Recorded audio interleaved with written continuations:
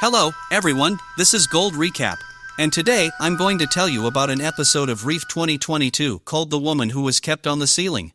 There once was a pretty girl whose mother invited her to every beauty pageant in town.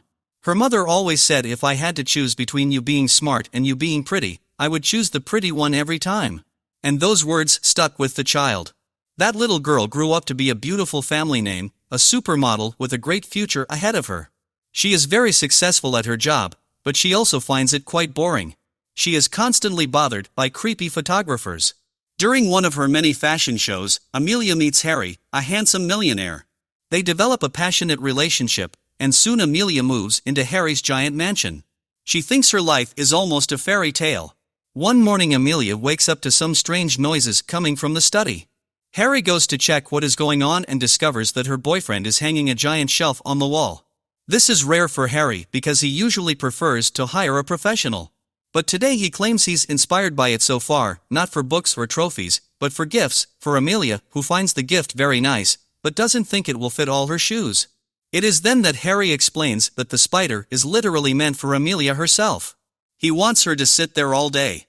She'll have a great view of the pool and Harry's table. So that will allow him to watch her while he works. He thinks it will make him invincible, and he will run 100 businesses because looking at her makes him happy. Amelia doesn't really like this idea, but she reminds Harry that she needs to work.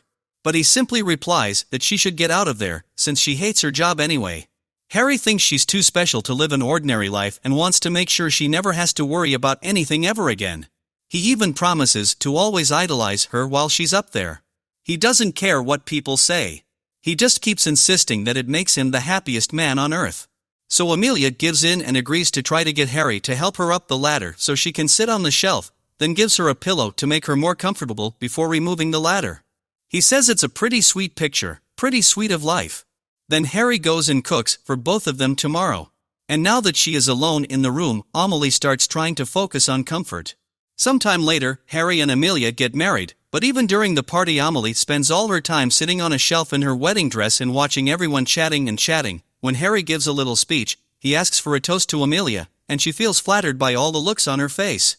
Later, when night falls and everyone has gone home, Harry returns the ladder and spends his wedding night on the shelf with his new wife.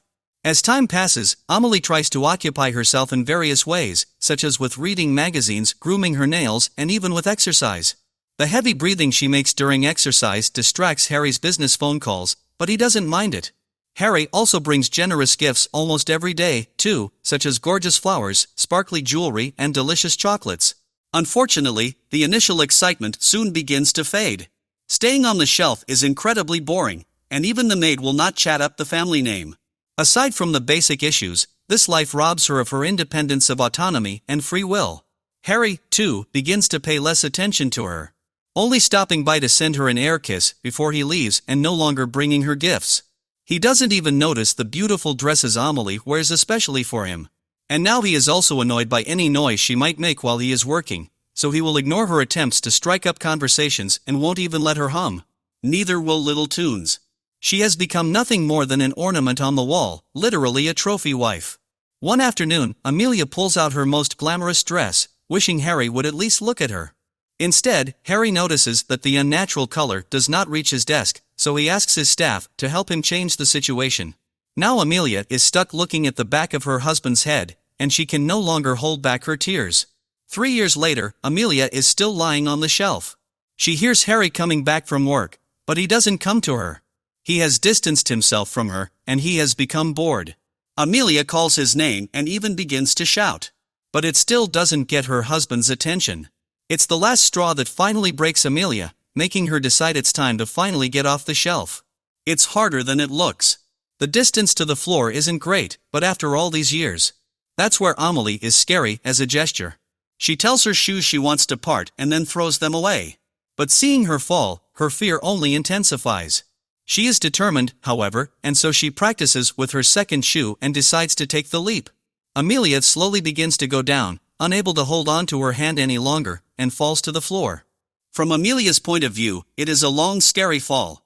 But in fact she falls to the floor quickly and unharmed. She finds it difficult to walk after years of inactivity with her new legs. So Amelia uses the furniture, gets up slowly and clumsily walks outside feeling the wind blow across her face.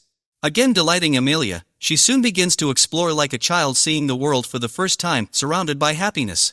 Amelia falls into the pool, tosses bunches of tennis swords, and dances through the hallways of the house before she finds her shoes to go outside and climb into the mail truck that takes her downtown. When she reaches the city, her eccentricity, behavior continues as she gains confidence in her walking to move quickly. Finally, she feels that she has become part of society again and even asks a man to give her a ride on his bike.